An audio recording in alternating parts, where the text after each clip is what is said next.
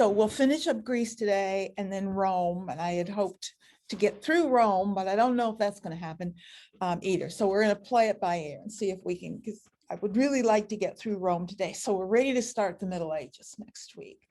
So we'll see if that happens. So where we were in the classical period, and we looked at some classical sculpture, and I had talked about the Peloponnesian War, that basically civil war among the Greek city-states that sort of depleted all of them. After they had defeated, I did talk about the Peloponnesian War, didn't I? Okay, thank you. After teaching for 30 years, you live in a constant state of deja vu. It's like, I know I talked about it, but last week, or was it 10 years ago? Or it just all blurs together. I remember talking about it, but I have no idea when or to whom. So we talked about the fact that after that defeat of the Persians, that the Athenians felt that that victory was theirs, and that they were entitled to any monies that were accumulated by the other city-states. Remember, they started this league called the Delian League, and I forgot to move my, hi Zoom people, I love you, but I'm going to move you down into the corner. Okay. By the Delian League, they set up to accumulate money in case the Persians came back one more time, they would have these funds. Well, the Athenians decided early on that they were entitled to that money. And Pericles is their leader, and really one of the leaders in the democratic movement, that he was going to be responsible for basically what happened to that money. And with that, he was going to rebuild Athens, because that was the city that got damaged by the Persians. So he figured he was entitled to it. And so this is where he looked to rebuild the Acropolis. The Acropolis simply means Acropolis in Greek. It just means the high city. And Acropolis is in every Greek city has an Acropolis. It just means the highest part of the city, which was the sacred precinct. It's part of that very, very almost universal concept that the gods dwell in a high place. You find this all around the world. And so this is the sacred precinct. And it had been around long before this, but it was so damaged by the Persians that this was the excuse to really go in and rebuild. And so they, using the money looted from the Delian League, overseen by Pericles, and also the sculptor Phidias. Phidias is important because he oversaw the whole sculptural program, all of the sculpture on all of the buildings and sites all over the Acropolis. Phidias, it's right here, Phidias, he didn't make them all, he was in charge of them all. There were huge workshops of sculptors, making things, but he oversaw the whole project. That I love that quote from Pericles. He said, "Future generations will marvel at us as the present age marvels at us now." And what I love about it is the assumptions that he's making. Like, everybody's marveling at them, but that's a very Greek phenomenon, and it's very Athenian, because they thought they were, the epitome of culture and success at that moment in time. So we're really just going to look at one building on the Acropolis, the most famous building, of course, the Parthenon. There had already been a building begun. There was a different version of this building that had just started at the time of the Persian War, and the Persians just sort of destroyed it. So they decided, well, let's redesign it and really do it up big. So this one is quite bigger and more dramatic than the one they were going to place there just a few years earlier. And what I love about this photo is you get a sense of the scale, the massiveness of the scale. If you don't get some people in there, it's really hard to grasp the scale of this building. It's still actually quite small compared to the Egyptian temples that we looked at a long time ago. Those were even much, much bigger. but it's still the biggest at this point in time, the biggest rectangular Greek temple of this time. It is a Doric temple. It was expensive. They used the most expensive marble, Pentelic marble that was brought in. They brought in 22,000 tons of marble. That's expensive. Marble is definitely more expensive. I sort of did a deep dive this week. I started asking myself questions about marble, and so I just jumped in and started diving in about marble. I learned a lot. I didn't know about it. Marble is really a kind of limestone, which I didn't know. I thought there's limestone and there's marble, but it's actually a type of limestone. They're just different qualities. And in fact, the word marble is somewhat vague. I'm not sure it's a geological term. It's sort of like jade. I mean, jade's not a geological term. Jade is a word that the Chinese use to refer to hard stone, and different places will use the word jade to refer to different kinds of stones.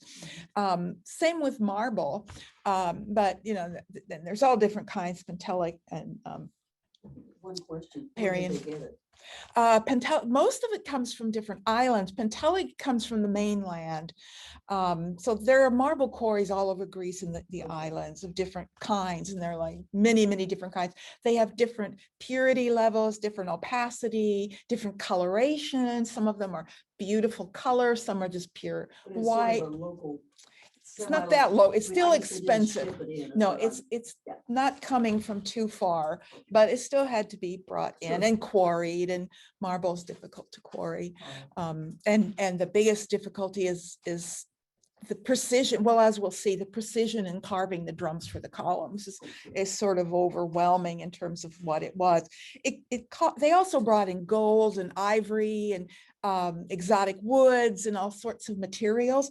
It was questioned at the time. It was politicized. There were certainly people that questioned the sort of expense for something this lavish, as you might imagine.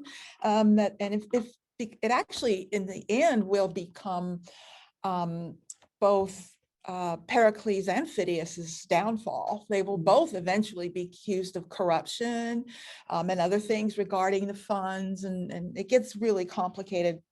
A lot of the same problems as we have today. So it's a Doric temple of the same order as we saw earlier. We looked at that archaic temple. This is the one in Poseidonia. Same Doric capitals here, identifying the order is the same. However, the earlier style is much heavier. You know, it feels much heavier, partially because of the bulging of the columns. The direction of Greek architecture is for thinner and taller. You know, as time goes on, they're thinner, they're taller. So this is going to be a bit more elegant, less heavy. The columns are less exaggerated. It does have entasis. It does have that swelling of the columns, but it's not as visible to the eye. It's a subtler thing, as we'll see as we look at more detail as well. When we look at the outside, there are two places on the outside where there are sculpture. One is in the metopes, and remember, in the Doric order, this architrave, as it's called, that level, actually that's the frieze and that's the architrave below it. But anyway, it alternates forms called triglyphs and metopes. Triglyphs are just these three straight lines, and then in between them are sculptural scenes, and we're going to look at one of the metopes, so you'll see what I mean. The other place is in the pediment, this sort of triangular period. You can see there's not much there now. Most of the sculpture has been removed. The sculpture from the Parthenon are known as the Elgin marbles. You know where the Elgin marbles are, right? British Museum. That's where they are. Now, as much as we look down on it, at the time they were taken, they were actually being saved because at the time in the 19th century, when Lord Elgin appropriated all of these, Greece was under the control of the Ottoman Turks. And the Turks were literally using this building for target practice. They were like shooting at the sculpture and destroying it, and a lot had been destroyed. So Lord Elgin wasn't like some horrible thief. He really did want to save these. The problem is that time has passed, and Athens wants its sculpture back. And This has been an ongoing battle through the whole 20th century. Various prime ministers have promised if they were in office, they would give them back, and nobody's ever done it. It's going to be a really, really hard thing to do because, in fact, it's not going to happen. I'm going to promise you now, it's not going to happen. And the basic argument is Greek culture doesn't belong just to the Greeks, right? All of Western art is a product of Greek culture. And I understand the argument, but the real reason they can't give them back is it would be an unbelievable precedent. If the British gave back anything, they would have to give back everything. And if they did, there would be no art in England. None. I take that back. There would be some beautiful 19th century stuff, but that would be it. Well, a lot of people think, from what I have read, they would have been destroyed by earthquakes if they hadn't been. It's, well, we don't know. It's possible. Greece, a lot of things were destroyed by earthquakes. They would have lots of earthquakes. They do, and it's certainly possible, but the temple's still standing, and we don't know that they would have been destroyed. We'll never know because they're now safe in the British Museum. This building has a vast array of subtle adjustments to it that we talked about before, that, you know, the entasis, but this has even more. This, I love this little drawing because it's an exaggeration of all of the subtle refinements on this building, most of which are not visible to the human eye. For one thing, the base is curved, and so is the roof line and everything else, just so slightly. And all of the columns, while they have entasis and swell, they also all lean in slightly, meaning that every column is different, and therefore every column drum has to be carved to fit exactly in that one spot on that one column because of the curvature that's built into it. There's great debate as to why they curve like that. Some people say, well, so they'll look vertical and won't look like they're leaning out. To me, the reason has to do with entasis. Because they swell out a little bit from the base, when you're standing in front of the column, it's actually, it literally is leaning out towards you because it's swelling upward. And so to make that lower portion of the column vertical, you lean the column in slightly, and then now you're in front of it and it's now vertical to you. But no one will never know exactly the reason. But anyway, it is full of those little refinements. You know, it's still as elaborate as it is. It's still a simple megaron, just like the Mycenaeans built. A simple 2-room, basically one main room known as the cella. Its purpose is to hold the cult statue, just as all Greek temples are. Not a place of worship, just holds the sculpture. We have now a nice even number of columns. So there's what we call an intercolumnal space right in the middle. So you can look straight in and straight down as the cult figure. The treasury, as it's called, in the back is basically where all of the ritual objects are stored, and it's called the treasury. And the beautiful sort of peristyle that runs all the way around the building. But I want to look at the sculpture, and the sculptural program is very interesting and very telling. Over the two ends in the pediments, we have two scenes. Over the main entrance, which is on the far side. So this is not the main entrance. The main entrance is on the far side because that's the east. And in Greek temples, you enter from the entrance has to face east. And over that entrance, we have a scene of the birth of Athena. And over the entrance we would see right here, we have the contest between Athena and Poseidon. In mythology, this is where, if I can remember my myth, Poseidon and Athena were arguing over who got control of this city. And he threw down his trident and it made 3 holes in the bedrock, which are still visible. Actually, you can go and look at 3 holes in the bedrock from his trident. And a spring rose up, water spring rose up. And then Athena had a tree grow out of it or something. And everybody decided, well, that's better. Athena wins. So it's Athens, and we know where Poseidonia is, right? We've already looked, that's where the Temple of Hera was. So Poseidon got his city over in Italy, actually on the coast of Italy is where Poseidonia is. And now this is Athens for Athena. But the Metope programs are the most interesting. On the four sides, there are, on each of the short sides, there are 14 metopes. And on the long side, there are 32. And there are 4 different scenes. Each side has a different story. And on the front, we have 4 scenes of the Gigantomachy, which means the battle of the gods and the giants is usually how it's worded. It's actually 2 sets of gods. It's a war that took place between the Titans, who were the early gods, and the Olympians, who are their children, who were the current gods in Athens. And they fought, and the Olympians defeated the Titans. And the Titans are typically depicted or referred to as giants or sometimes monstrous. And they appear in myths. I don't think we're going to see anything, but there are a lot of myths, mythological scenes where you see these giant snakes and the like. They're called giants, but those are actually the older gods. Then the sack of Troy, so 32 images, we know, all of that story, mostly. This side is the Amazonomachy, which is a story of the conflict between the early Greeks, actually under Theseus, the same Theseus from the Minotaur, when he was the king of Athens later, against the Amazons, which is this mythical tribe of female warriors. And of course, the Greeks defeat the Amazons. And then along this side is the Centauromachy, which is the battle between the Greeks and the centaurs. And we're going to look at one of those. You're already learning some Greek language here. The omachy ending means battle of. So Centauromachy, Amazonomachy, Gigantomachy means battle against the giants, the Amazons, the centaurs. Now, what all of these have in common is the same thing that we find in almost every Greek myth and every Greek story. All has one theme.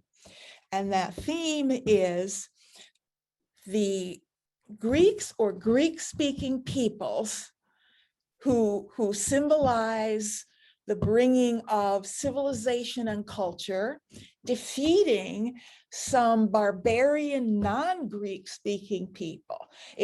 Every Greek myth is about the Greeks bringing civilization and defeating barbarism. That's one story.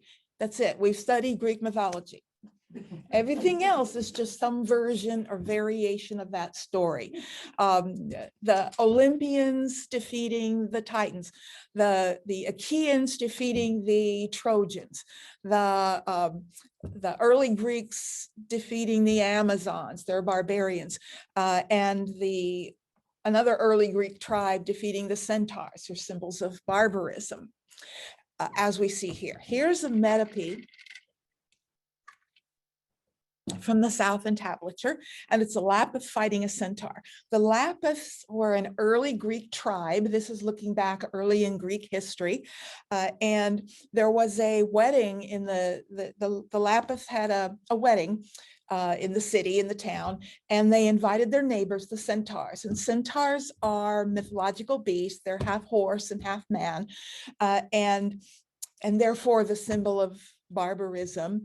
And the centaurs come to the wedding, but they drink too much wine and they get out of control, and they try and kidnap the bride, and they get, a little rambunctious, and they start grabbing women, and this battle ensues. And so again, it's about these Lapiths, who are the ancestors, they're Greek speakers, they're civilized people, they control their emotions.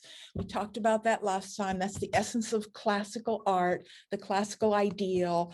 The ideal is you control your emotions. It's a flaw if you're governed by them. And the centaurs are animals. They're barbarians. They are controlled by their emotions. They let that control their behavior. So again, the Greeks have to step in and reinstitute order. In fact, that's where barbarian comes from, right? I've told this story before. Some of you have been through this before. the word barbarian is a Greek word, and it's a reference to non-Greek speakers.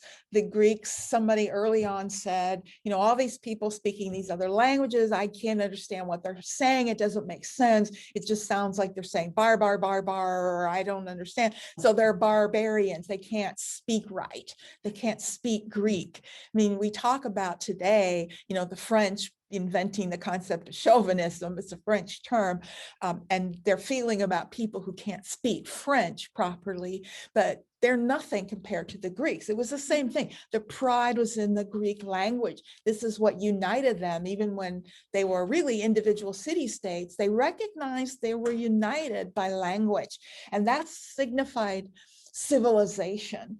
And that's what we see here. What's interesting, now this is high classical Greek style, simple, minimal, dominated by the certain forms, and I'll talk about the form in a minute, originally brightly painted. Did you all get the email that I sent you? Did you watch that? Yes, Wasn't that yes, interesting? it was. Yeah, so everybody's we've known they were all brightly painted, but I really never thought about it in that context before. I mean, I thought it was a really brilliant, clearly it was a doctoral dissertation. It was a brilliant dissertation to come up with this as an idea, but it was just so, why didn't anybody think of that before? But clearly I totally agree, because the whole Mediterranean was very much a mixed race world. And people used to get angry when we would point out the fact that Egyptians were African, but Egyptians were very much a mixed race as well. They were sort of from southern Africa, but also from the Middle East, people who had moved in, very much a mixed race, and skin color, skin tone. But the whole Mediterranean is very much like that in the ancient world. It's very mixed. You see that, every time you walked into a church and you saw this, white Jesus hanging on the wall. I mean, that's the standard imagery, right? And we all know that couldn't be true, but but nonetheless. I hope they don't paint the David. Paint what? Well, I said the David, of course, that's later, but I Yeah. hope they don't paint those old statues. They were painted. I know they were, but I hope we don't go into. No, them. we don't do that, because archaeology doesn't do that anymore. We don't do reconstruction. That's a 19th century idea. We would never go back and add on, because we would never be 100% sure. So we don't really treat art the way they did in the 19th century, when they did a lot of damage, because they thought they knew what something was supposed to look like when they didn't. Yeah. Safer to do nothing. We preserve now. We say we do what we need to do to keep it from getting worse, but we don't try and take things back. Yeah, very important. When we look at this design, we see two figures who at first glance appear to be composed in a very natural, realistic, believable way. But when you really look at it, it's ridiculous space there. That's totally impossible. For one thing, we have, first of all, you have this guy standing here in this really stable position. It's dominated by very stable lines and stable forms. It's really not very dynamic. There's not a lot of movement. Everything's sort of frozen. It's dominated by verticals and horizontal forms. The only diagonals you get are these two, and they form what's called a stabilizing triangle. A stabilizing triangle, it's the most stable form you can get. A triangle is the only geometric form that you cannot distort. It's not like rectangles that can bend. Stabilizing triangles are very important. So that really grounds him. He's not moving. And the only curving forms you get are on the outside that sort of shape and frame the scene. Now, if he is on this side of the centaur is behind him. First of all, how do you fight something that's behind you? I mean, think about that. They're fighting, but this horse is completely behind him. And his left arm goes behind the centaur. Now, how much space does that leave for the centaur to exist? Maybe this much if this were real space, but that's a horse. Spatially, this makes no sense. It's not physically possible, but it's done in such a way that we believe it, that we don't care, that it seems like it makes sense. But when you begin analyzing it, it can't possibly be. This is relief sculpture. You know, we saw relief sculpture in earlier, right? It's a little narrow carving. This is deep, deep relief, but it's still attached to the back wall. So this is not freestanding. This is relief sculpture. It's just very deep relief sculpture, but very dramatic, but very frozen, not dynamic, no movement. And another thing I would point out is this drapery. It's quite lovely. I don't know what it's supposed to be, like a cape or something. It just sort of hangs over this arm and over this arm. It doesn't seem to be attached anywhere. How can that just hang there like that? He's in the middle of battle, right? He'd have to freeze and not move and drape this just perfect. It's very controlled scene. It's very calculated and posed, not natural, not believable in any way, but that's classical Greek art. Inside was the great sculptural figure, the great chryselephantine figure of Athena. Chryselephantine simply refers to gold and ivory. It was a massive figure, as you can see, approximately 40 foot tall. It's long gone. These are precious materials. You know, it hasn't been around. I don't know when it disappeared, but a long time ago. But we know what it looked like because it was so famous that it was on coins. There were other sorts of things you could buy that had drawings of it. I mean, reproductions of that image were all over the place in the ancient world, so we can know what it looked like. It wasn't solid. It would have been a wooden framework, scaffolding, kind of like the Statue of Liberty, which is sort of this would have been wooden, however, but just an open framework, and then just sheets, thin veneers of ivory for where her skin is. That's expensive, imported. And thin sheets of gold. This is actually where some of the corruption charges came in later, that like some of this gold and ivory didn't quite make it to where it was supposed to, or money got lost in the process. We don't quite know the details, but this would have been a perfect example of a cult figure. Every temple would have had a large, oversized, quite opulent image of the god or goddess inside. So beautiful piece. She has her victory here, her shield here. Athena is associated with snakes. She is a warrior goddess as well. So beautiful image of her. And this is her little Nike, her little victory figure. Now, the Peloponnesian War, I didn't talk about. I talked about the Persian War. The Peloponnesian War is actually already going on while the Parthenon is still being built. The other city-states are upset.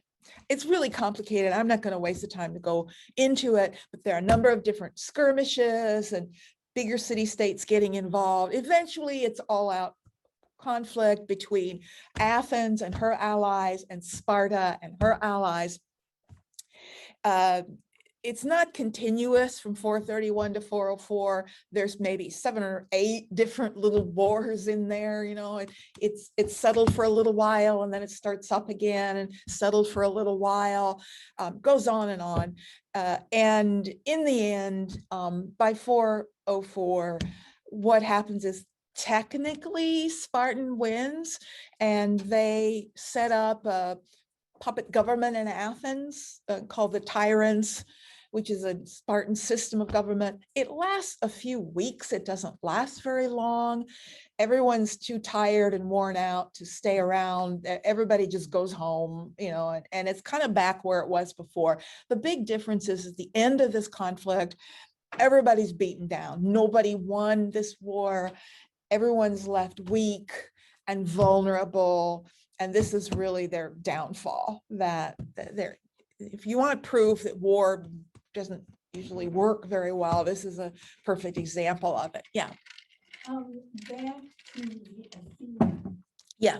how is it that we have information on how it was built? Because people talked about it.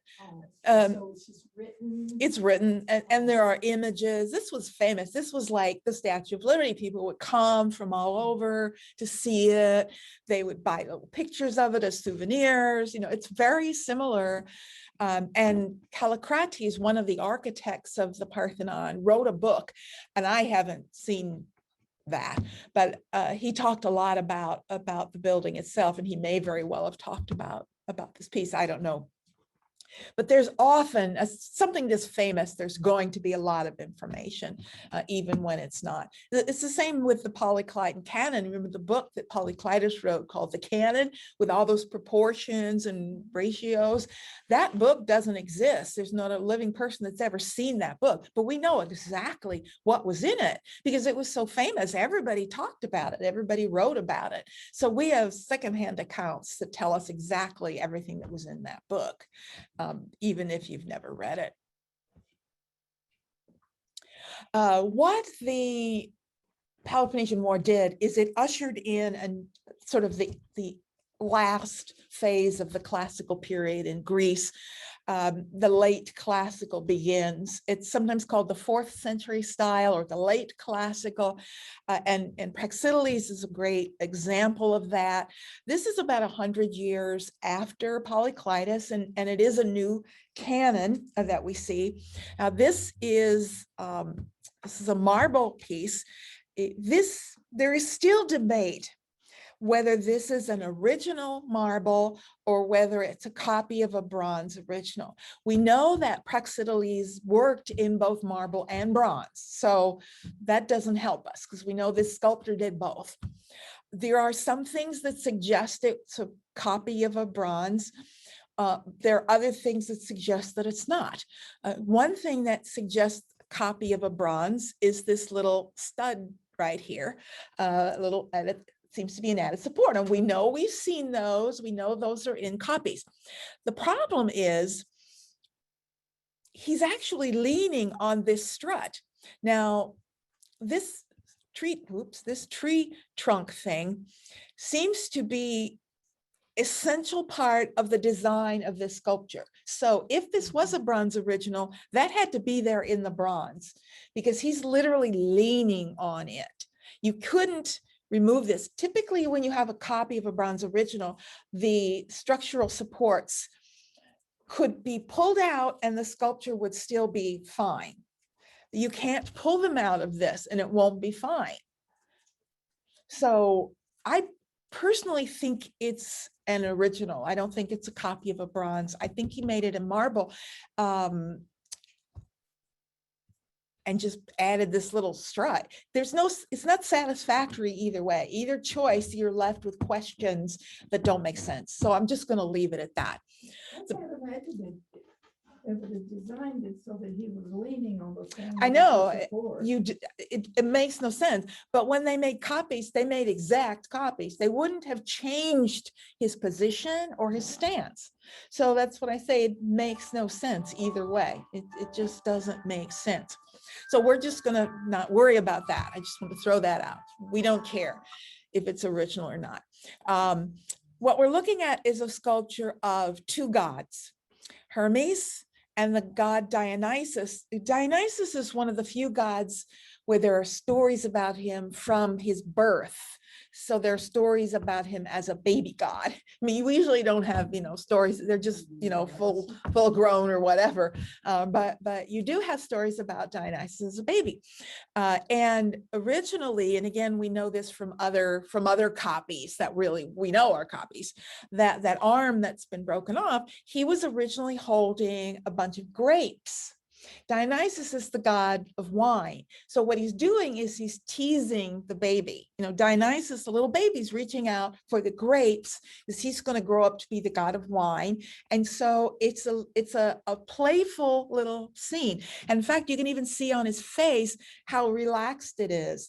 Almost, I'm not going to call that a smile. For classical Greek art, that's a smile. I mean, that's way more relaxed than you would have ever seen 100 years earlier in Greek art. and even his stance is so much more relaxed. When we compare it to Polyclitus, and we are talking here just about 100 years, that's the Polyclitan canon, the high classical, no emotion whatsoever, totally controlled, to this now much more relaxed figure of the Praxitelean canon. His canon is the proportions are quite different. The figure is more elongated.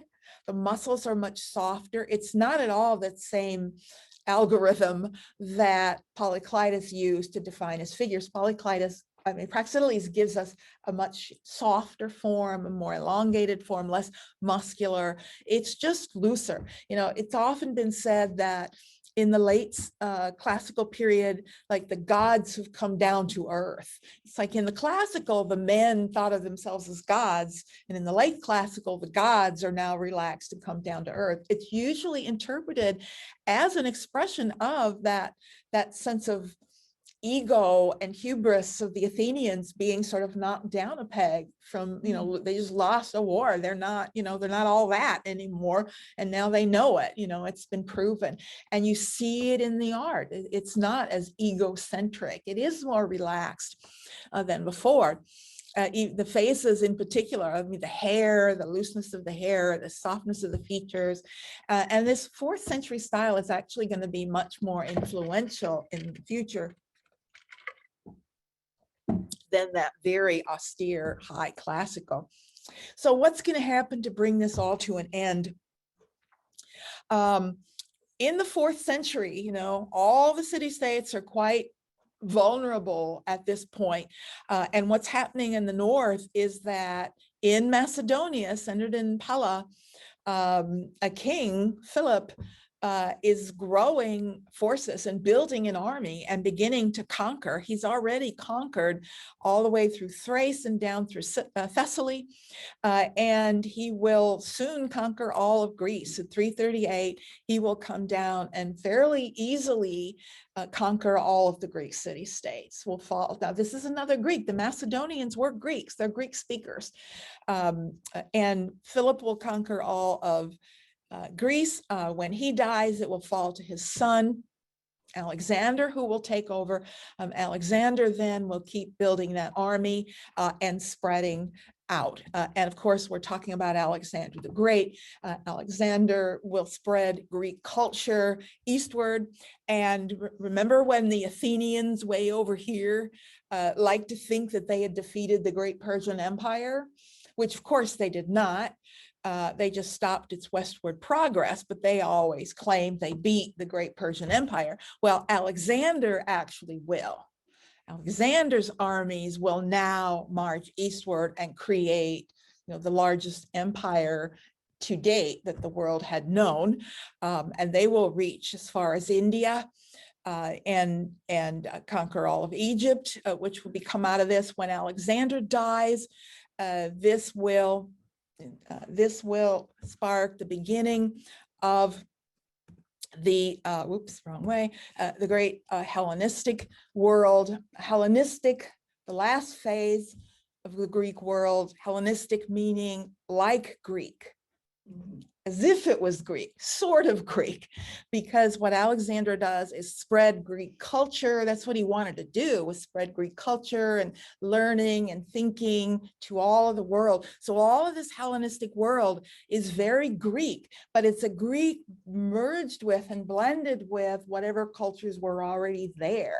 So Hellenistic art is not pure Greek art, and that's why it's different from all of the classical work before it. When he dies, he has no heir. He's still quite young, and eventually, after a lot of squabbles, it's divided among his 3 principal generals. One forms this area, the Seleucids. You've got this area up here, and then the Ptolemies in Egypt. And the Ptolemies are going to, for 300 years, control Egypt. Much of this, not all of it, because they don't quite get that far, but much of this is going to be intact for about 300 years. It's a period of great growth, of urbanization, It's a period where the world changes really dramatically during this 300 years of the Hellenistic period. It's a very different world 300 years later, and it will eventually all fall in the 1st century BCE to the Romans. But for 300 years, Egypt will be run by the Ptolemies, who are Greeks. Basically, Macedonian Greeks will be in positions of power, but they will continue the pharaonic system. That's one of the things that Alexander did, was he liked to continue the political systems that were in place, just moving his people into the positions of power. So all of the pharaohs from the last 300 years were Macedonian Greeks. They weren't really North Africans. So, Cleopatra, for example, who is the pharaoh at the time of the Roman conquest, or actually after, she's Greek, she was really a Macedonian Greek. Okay, so this Hellenistic art is, and I'm only going to look at 2 or 3 things, is the opposite of what we found in classical. Hellenistic art is emotional, it's dramatic, it's passionate, and it's dynamic. And it's the only place in the Greek world where you can use those words. There's no way earlier than this I could have used the words emotional or dynamic or dramatic, because those are not qualities of Greekness. But this isn't really a Greek world, it's a hybrid world. It's a world that brings qualities and characteristics of Greek style, but to places that are not purely Greek. And when we talk about pieces like this, they're not necessarily made on the mainland of Greece. They may come from the islands, they may come from what is Turkey today, but we still call it Hellenistic Greek art, because that's the world.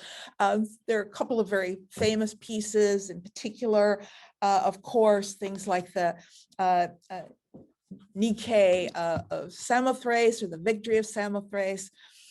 It's pronounced Nike, not Nike, but this is where Nike gets their emblem, that my Nike swoosh, it comes from this. It's like a wing, and it's a reference to this piece of sculpture in particular. It's in the Louvre. Absolutely stunning piece of art. Came from Samothrace, which is in Thrace, which is sort of north of the mainland of Greece. It is a Nike or Nike figure, victory, winged victory. And Nikes are female figures that are winged, and in Greek mythology, they land, in this case, on a ship. Typically, they will land on the prow of a ship during a naval battle, and that identifies the victor. If Nike lands on your ship, you win. So obviously, they're very important. This is a very powerful figure.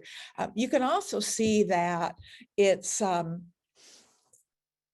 model for every image of an angel that will be made in the Middle Ages. They look to these pagan figures. The difference being angels are male. Nobody ever depicted a female angel. They don't exist in art anyway, where Nikes are female figures. But it has real weight. I mean, these wings, you really believe this thing could lift the form. They're not, angels are like really flimsy things in the Middle Ages. They don't look like they have any mass to them, but that's another story, medieval art. But this is very physical and very beautiful, the way the drapery is treated. And then this one is also very famous, Laocoon. This is very famous for a number of reasons, for what it is, and also for where it was found and where it was made. It's a very good example of Hellenistic storytelling. Now, this was made probably, we don't know, I'm thinking the island of Rhodes. It's the Rhodes School of Sculpture. On the island of Rhodes, it was a very important sort of group of sculptors, and they had a real distinct style. But what's interesting about it is a story from the time of the Trojan War saga, but it's not the typical story that the Greeks would have told about that. You would never have seen a depiction of Laocoon, because he is a Trojan hero. not a Greek hero. And that's something we see in the Hellenistic period. When they look at the Trojan War, where are they living? They're living in the East. They're not on the mainland of Greece. They don't see the Achaeans as their ancestors. They see the Trojans as their ancestors. So they're looking at it in a very different way. He was a priest, and priest of Poseidon, I think.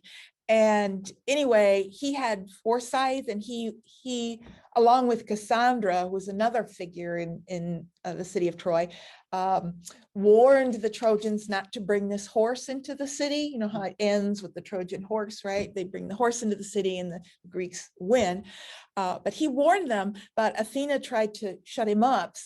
So she sent her snakes down, and these are the snakes of Athena wrapping all around him. And in the story, there are versions of the story. In one of the stories, he and both of his sons are killed. In another version of the story, he and one of his sons is killed and the other one gets away. And it kind of looks like that's what's happening here, like this guy's going to get away.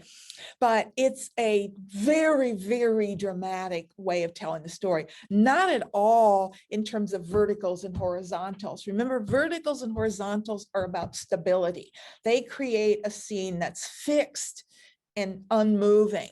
If you want dynamic scenes, you use diagonal lines. Diagonals are the most dramatic. And so we get this from lower right to upper left, this long diagonal that really dominates the composition of the entire scene and creates the drama.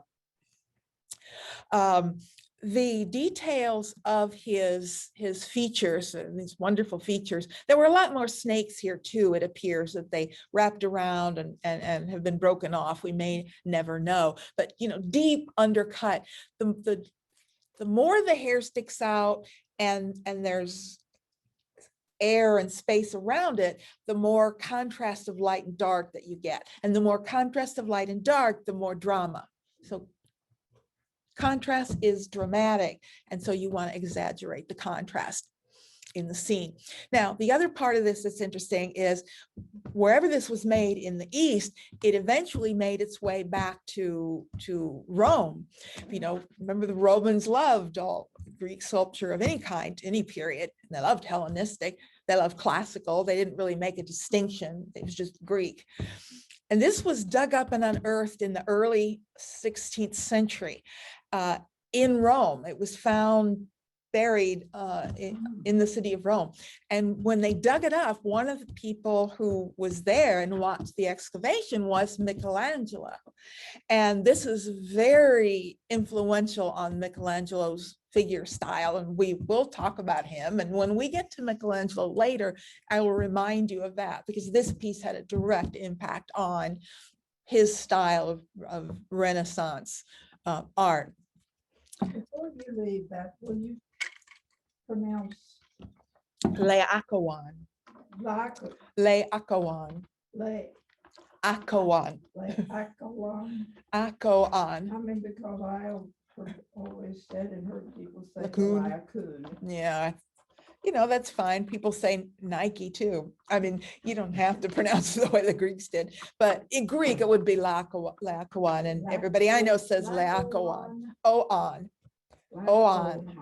But it really doesn't matter. It's ancient Greek, and when you get down to it, we can't ever be 100% sure how ancient Greeks pronounce something.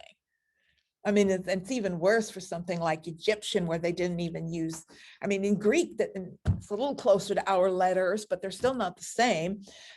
So it doesn't matter.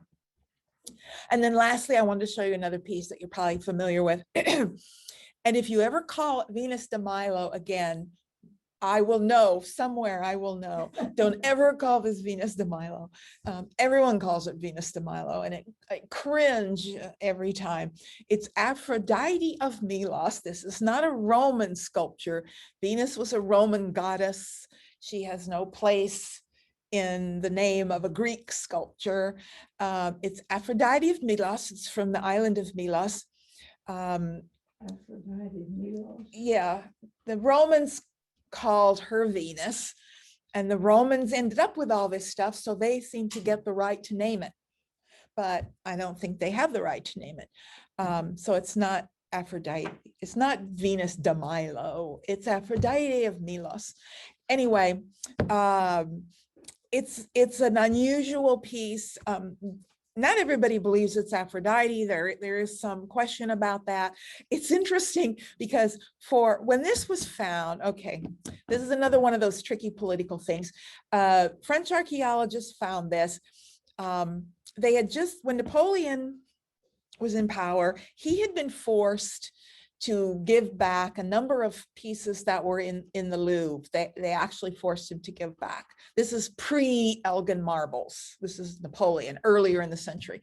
And then the Louvre, people at the Louvre were still smarting for that. They thought they had given away some of their best things. And so when this was found, it was originally identified, or they wanted to identify it as classical. They wanted this to be a 4th century piece. So they decided it was a 4th century piece from the time of Praxiteles, because that was the highest value. That's what they wanted more. But on the plinth down here, it actually identifies who made it. And when you research it, you find out, no, it's much later than that. It's Hellenistic. Now, this is not unusual. In the Hellenistic period, they would often mimic the styles of earlier. There was a kind of period of classical revival where they looked back longingly at the classical style and missed their classical past. And we're talking, to them, that was ancient history. You know, we're looking back and thinking all this is happening at the same time. There's 400 years between the Hellenistic Greeks and their classical past. That's longer than between us and the founding of our country. I mean, there's a long distance. And they would sometimes look back at their heroic classical age, because they weren't living in that world. They were living in an urbanized, very civilized world in the 1st century, 2nd century. So they looked longingly. So there was a revival of the classical style. And so we often find classical pieces that could be misunderstood and thought of as being 300 years earlier, when in fact they were just a revival of that style. And that's what this was. Now, the interesting story is the French didn't want it to be from that period. So miraculously, this half of the plinth got broken off and disappeared. Look at it. Look at the picture right here. That half of the plinth is missing. And they did it so they could claim it was 400 years earlier, because that's what they wanted in their museum. And they've been caught, because there were people who knew that. There were drawings made of the piece that have been found that show what it said on that plinth. But I'm assuming now that they have appropriately identified what it is. But to me, that's one of the most interesting parts of the whole story of this piece, other than the fact that, you know, we don't see, first of all, she's partially nude female. You know, they didn't depict that many females, and when they did, they were usually clothed unless there was some reason for it. But this arm that's broken off, there's good reason to believe that it was actually bent across her torso, sort of covering her breasts, so she wasn't really completely nude or naked. Plus, it is Aphrodite. You can get away with it a bit with Aphrodite. Yeah. What? Napoleon took them out of the Louvre? No, Napoleon actually made the Louvre a museum. Before Napoleon, the Louvre was a palace. It was the palace, had been a palace. Napoleon put all of his art that they looted into it and made it a museum. But, and I don't know the specifics of this, but he had just been forced for some reason to give back some work that was in the Louvre collection. And I don't remember the details of that, but they were still smarting from that. They were upset about that, which sort of caused them, when this issue came up, okay, here's a chance. It's like they used to just sort of rebrand. It was like a rebranding thing. This is going to be our symbol now. This is going to be our image, our wonderful, great classical Greek sculpture that wasn't classical Greek, but we don't need to talk about that. Okay, Rome, finally. I'm only an hour late getting to Rome. Needless to say, we're not. Greece. Oh, no, Rome is its own interesting world. interesting in other totally different ways, but just as Well, you interesting. might mention that after Napoleon, they had to give a lot of stuff back. Yeah, that's true. Okay, let's go to Rome. Couldn't be more different. You know, most people out there, again, will link Greek and Rome, and we all do it. I do it too. When I get to the Middle Ages, I will refer to the Greco-Roman world, and I will link them together, because compared to the Middle Ages, they do have a lot of things in common. But when you're just comparing the two of them, they're really quite different in many ways. Rome, to me, is so much more modern. You know, when I look at America, I see Rome, I don't see Greece. I mean, we have almost nothing in common with ancient Greece, but I see a lot of things in common with Rome, and they're not always necessarily fortunate things. Okay, let's look at some of these differences. First of all, Greek art, we know, was about beauty, perfection, balance, harmony. What is the emphasis in Roman art? Practicality, function. That's what the Romans cared about. Very pragmatic people. Their goal, Greek goal, depict the heroic ideal.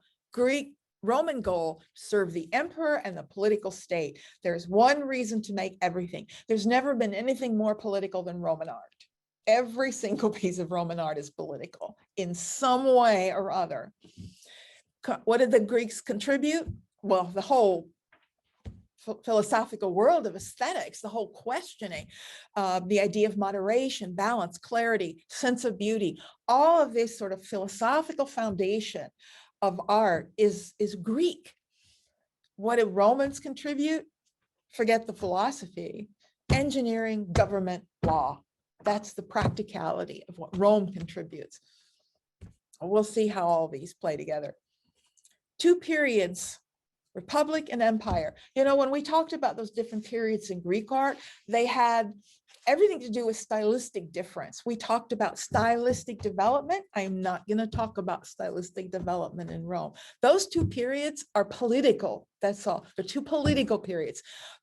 All of those hundreds of years when Rome was a republic, and then it becomes the empire. That's it. Those are the two divisions. Now we do look at like early empire, middle empire, and late empire. But again, those are not stylistic, they are political distinctions. The Roman Republic, from very early on, Rome was expansionary and imperialistic, something that we cannot say about Greece. The Greek city-state of Athens never sought to expand its boundaries, other than maybe founding a colony over here, but they didn't grow Athens. It was always the size that it was. Sparta was always the size that it was. It exerted power over other city-states, but it didn't conquer them. It didn't rule them. It wasn't expansionist. Rome from the very beginning is. This is a republic that is growing. And it was a true republic during this period. It was run by 3 consuls and a large senate. And it will expand from the city of Rome out. And so even during the republics, as early as 200 BCE, it already includes all of Italy.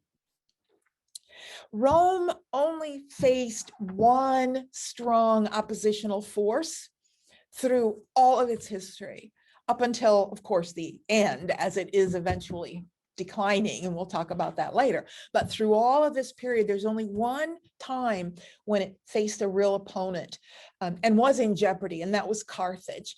And this was in the 3rd and 2nd centuries BCE, a rival empire in North Africa, the Carthaginian Empire. And this was a true empire, not a republic, was expanding in Africa and moving into the Middle East and up. And they were pretty evenly balanced there for a while.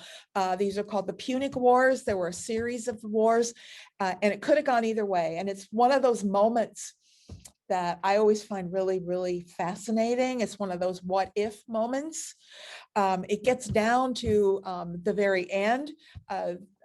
The Carthaginian general, Hannibal, from Spain, crosses over the Alps and comes down into Italy with his massive armies of elephants. We all know the story of Hannibal and crossing the Alps with his elephants and all of that. It's legendary in European history. Well, this is the moment.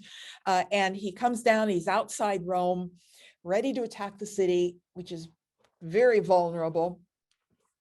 And he's so depleted, after just getting there, that they take some time, they wait. And in the meantime, and that was sort of the mistake that was made, because what happens is the Roman general, and I can't remember his name. Well, it doesn't matter what his name is. Sulla, Roman general Sulla. No, that's a different general. It wasn't Sulla. Scipio. I knew it was something like Scipio. Decides, makes a really good decision. What he does is he takes Roman troops on ships and sends his ships down to off the coast of Carthage. So think about it. You've got a vulnerable Rome surrounded by Carthaginian troops and a vulnerable Carthage surrounded by Roman troops. So this is like, who's going to blink? Who's going to make a move first? And is it going to be the right move? This is literally a moment when one decision could have changed the whole history of the Western world. Because if Carthage had captured Rome, it wouldn't have been Rome. We wouldn't have had the same empire. It would just have been a different world.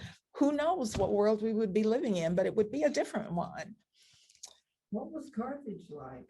Carthage was an empire. It was more totalitarian. It was a North African regime. It had no sort of Western influence, and it's a different culture.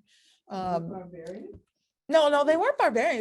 It was a powerful empire, but it wasn't one rooted in the kind of Western Greco-Roman sensibility. It would have been an African sensibility, whatever that was. I'm not saying it would have been worse, might have been much better. It just would have been different. It wouldn't have been our world. And you said he came from Spain? He was Spanish himself. He was Spanish, but that was part of the Carthaginian Empire, just as it's later going to be part of the Roman Empire. So what happens was Carthage blinked. It was that simple. Carthage sent a message to Hannibal and said, get the hell back here. We're in trouble. We need you here. And that was it. It's more complicated than that, obviously, but that was it. That's what turned the tide. If he had gone into Rome, he could have conquered Rome. He risked Carthage. Carthage didn't want to be. Rome risked its whole future on this. It's like, are you willing to risk your life on this? Carthage said no, and Rome said yes. That's the difference. And that was it. And then a couple more battles, Carthage is defeated. Rome is classic. They defeated Carthage and salted the land. That's notorious. That's very famous that they salted the land, meaning nothing would ever grow there. We're not just going to defeat you. We're going to make sure nothing grows on you. You're dead. You're gone. You're non-existent. Your land will never even grow a crop again. I mean, it's like the ultimate destruction of Carthage. It's what they did. And boy, that was a statement. And they never seriously faced a problem again until much, much later, which they went home, so they were probably fine. They made it back to Africa, so they were probably fine. I hope so. We're only going to look at one thing from the Republic, and then and only because it's where this idea begins, but it continues throughout the empire. I love this piece because it's so Roman and so not Greek. This is a sculpture. We just call it the patrician carrying portrait busts of two ancestors. Patrician is the upper class. There were two classes in Rome, patrician and plebeians. You were either a patrician or a plebeian, that was it. And so this is an upper class person, and he's carrying two portrait busts. This is the single most important contribution of Roman art was the portrait bust, which is a figure literally from the bust up of just the head. Greeks never made a portrait bust. Every Greek sculpture is a full figure. And the reason you could do a portrait bust, it would only be necessary, is if you were doing a true portrait. Greeks never did portraits. There's no Greek sculpture is an actual likeness of anybody. They're always idealized. They're never real portraits. Roman art is the first realism we have in the Western world, and pretty nearly the last. There's no realism in Western art again before the 19th century. Now, realism means telling the truth, and nobody tells the truth in art. Nobody wants art that tells the truth. And so it was always controversial. Realism has always been the most controversial style of art ever made. And we'll see that in the 19th century in particular. But these are real portraits, and you can tell that when you look at a Roman portrait bust, you know that's what somebody looked like. This is clearly very specific, real person. Now, why did it matter? Why would you want yourself sculpted and then show these two busts? It's basically a sculpture of a sculpture, right? Those sculptures existed, and now we're going to do a sculpture of those sculptures. Why did that matter? He's like holding these up. He's clearly trying to say something, right? He's clearly trying to make a point about these two people who are recognizable. He's saying something about who he is, who he's related to, who he knows, who he's connected to.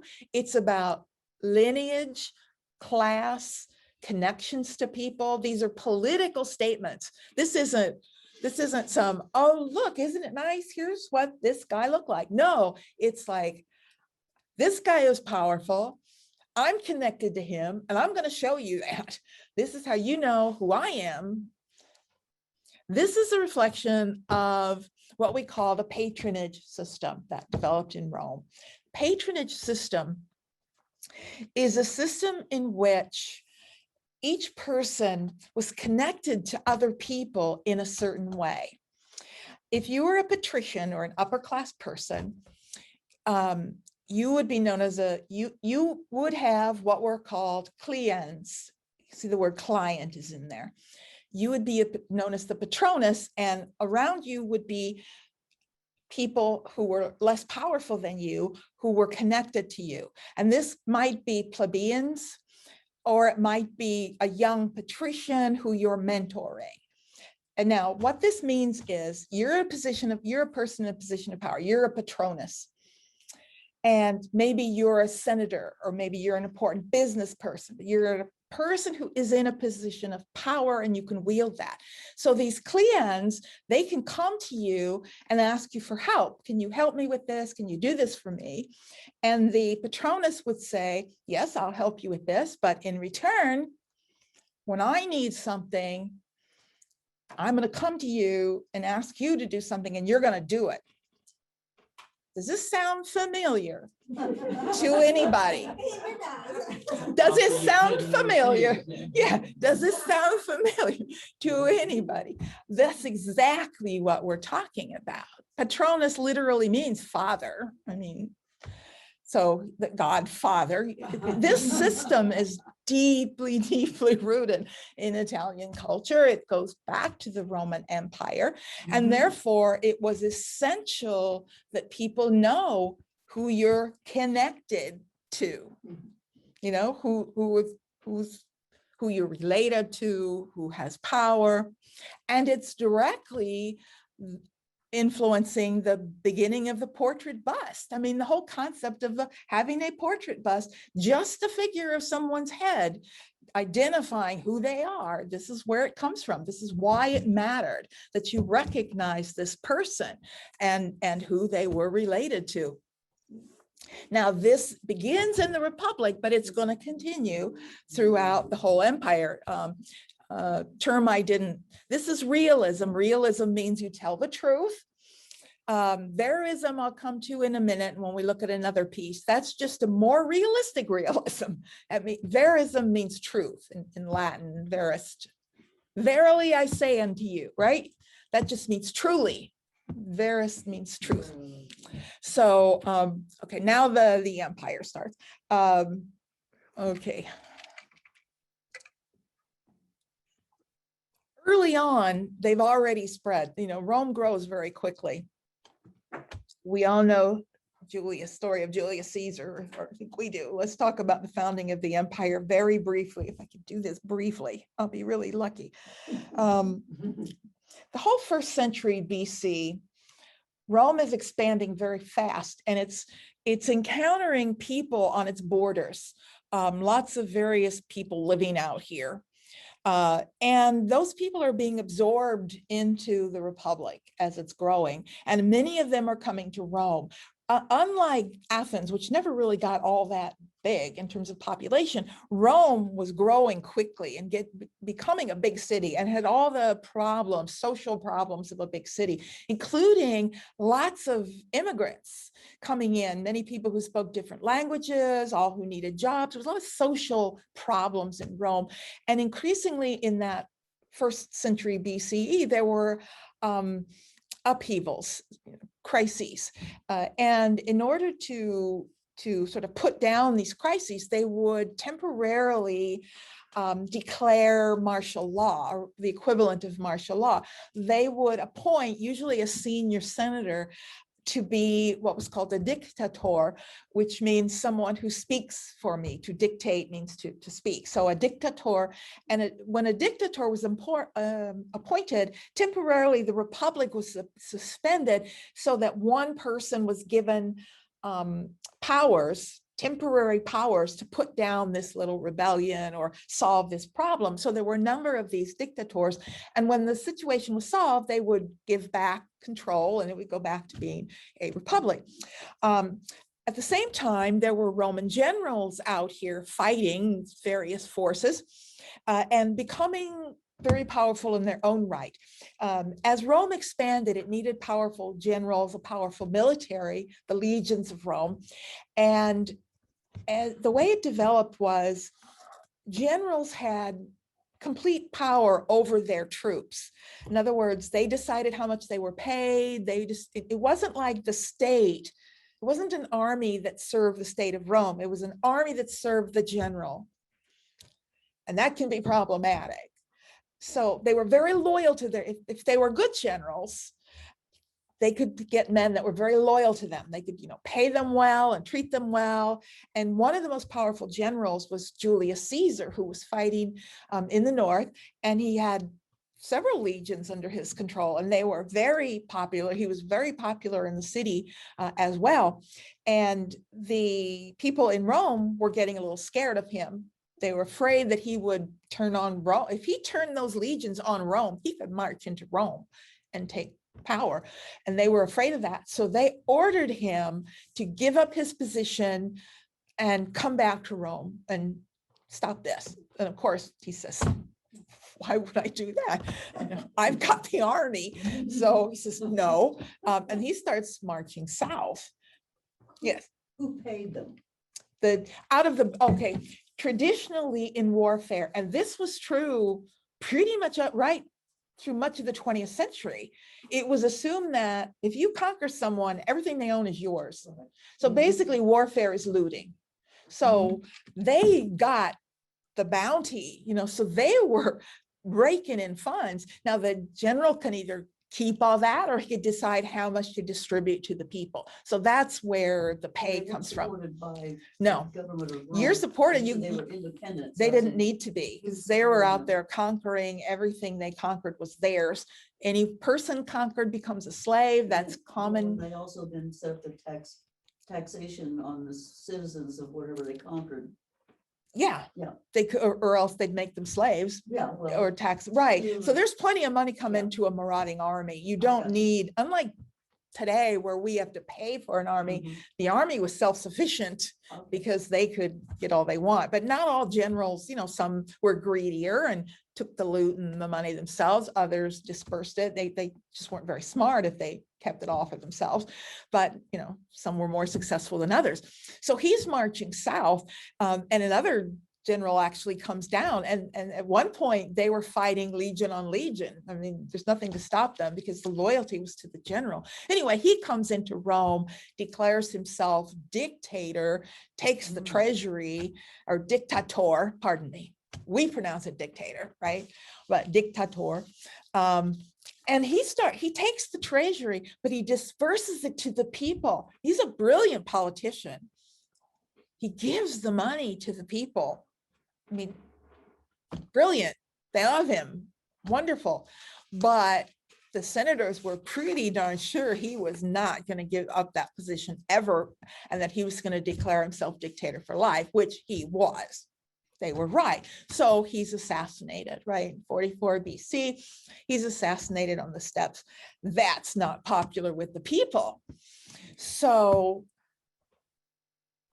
3 people, but I'm going to say 2 people because the other one doesn't matter that much, step up and say, I'm going to avenge Julius Caesar, because that was the popular thing to do, because they wanted to step in and take over all of his clients, all these people loyal to him, whoever could, stand up and convince everyone that you're his heir. One of them was Mark Antony, who was a younger patrician who was sort of being mentored by Julius Caesar.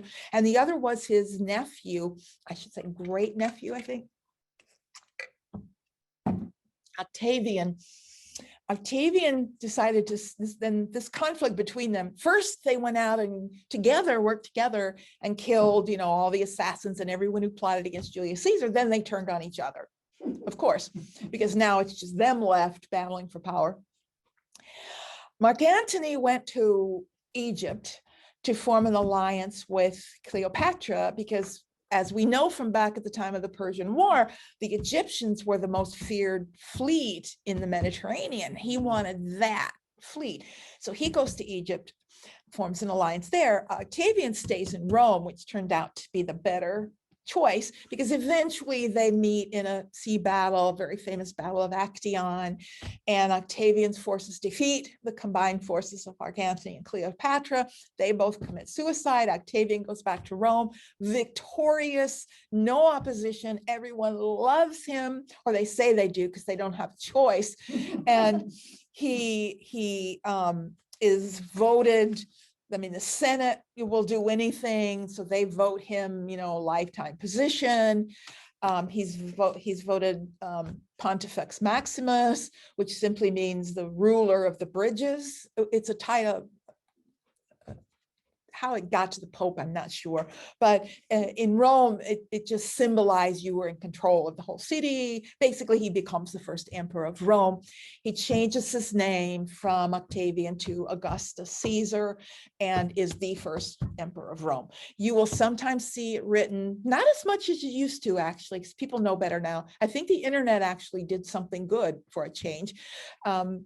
Most people now recognize that Julius Caesar was never a Roman emperor, but people used to always call him the first Roman emperor. He never was. Octavian is. Thus begins the Roman Empire and the first emperor. And Augustus will continue to be a very popular emperor through all of his reign. In fact, for the next 300 years, emperors will look back on and have to sort of compete with this mystique of Augustus. He was like the Julius Caesar, not Julius Caesar. He was like the George Washington. He was like the first. So people remember him that way.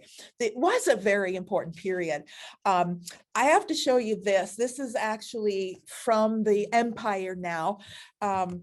It's one of my favorite pieces in the Nelson Gallery. I love that little room. Nobody ever goes in there. So I get it to myself whenever I want it. It's just called Roman Gentleman. But it's in that style, that realistic style of now verism. Verism means realism, but it means almost realism to the extreme. It's like every little detail of you is there. Does anybody doubt that's a portrait? No, of course not. He looks like, but it's intentional.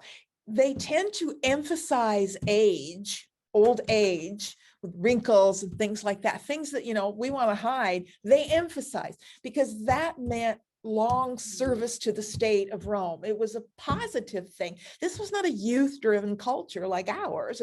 It's one that respected age and service. And so these were important, powerful things. It shows him as a powerful man, and that's what matters. I love this. It's one of the best pieces we have, I think, in the Nelson.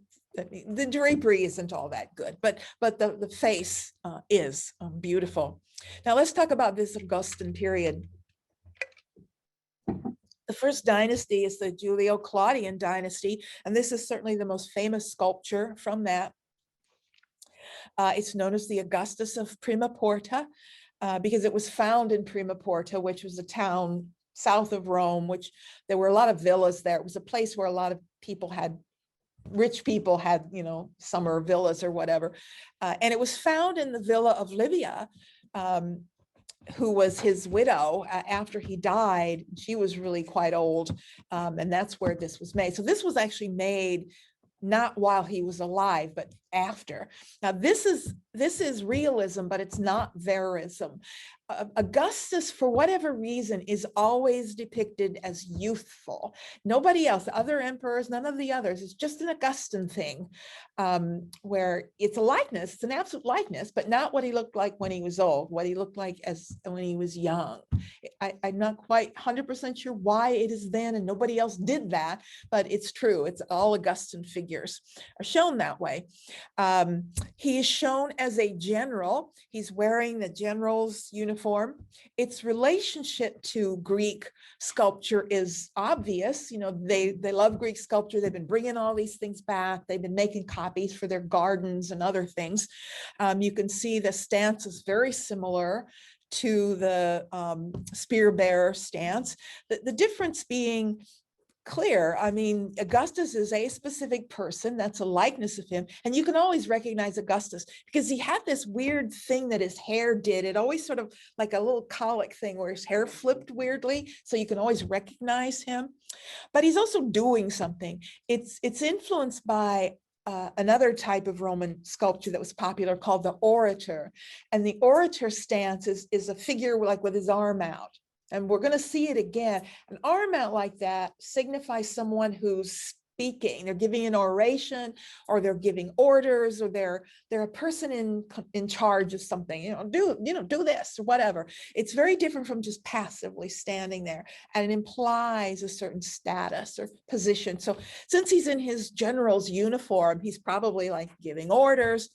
Obviously, he's not nude. There's no reason for it. This is a specific person, not some idealized heroic thing. So, you know, you're never going to see nudity like that in Roman art. It makes no sense. On his chest piece, you see an enemy force surrendering to him, and they're handing him their standard.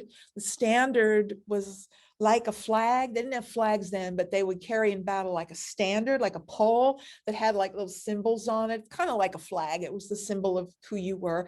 And, you know, when you were defeated, you handed in your standard like you would hand in your flag, same thing. So his fallen enemy is handing him the standard. He is victorious.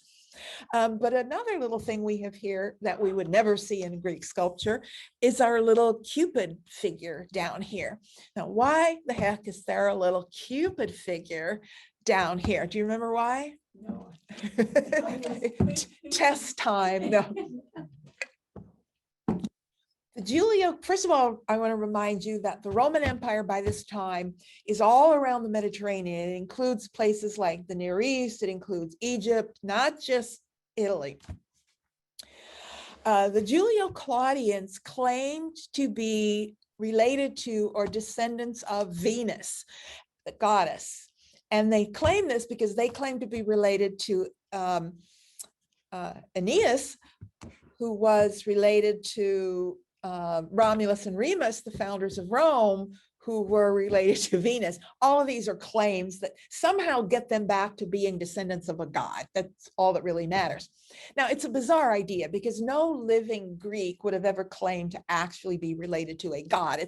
It's a foreign, as weird as the Greeks were in some things, they never considered themselves living gods or related to gods. And you know, it's questionable whether Romans really believed the Julio-Claudians were related to gods. I think it probably depends where you lived in the empire.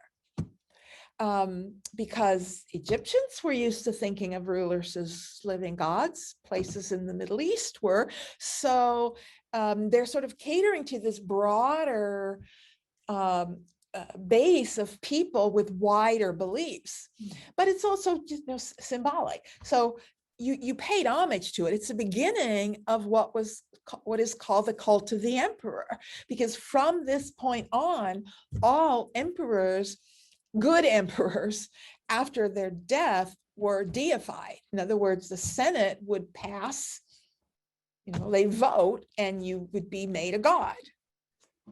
That's how you get to be a god in Rome. It's by vote. And if the Senate liked you, you could be voted a god. And this is part of what was called the cult of the emperor. And this becomes important later, particularly as Christianity and other religions come in, because you were required to pay homage to the cult of the emperor. And most religions didn't have a problem with doing that. Christians did have a problem with doing that, but that's for later. Even though people didn't really take it that seriously, it was still just a thing, a thing you said, a thing you acknowledged. So cult of the emperor. So he's not a living god. It's something that happens after you die. No Roman emperor was considered a living god, not like the, kings in Rome. It's back to the, yeah, well, they're all pagan. I mean, technically, they're not Christians, they're pagans. Yeah, right. That's why the Christians.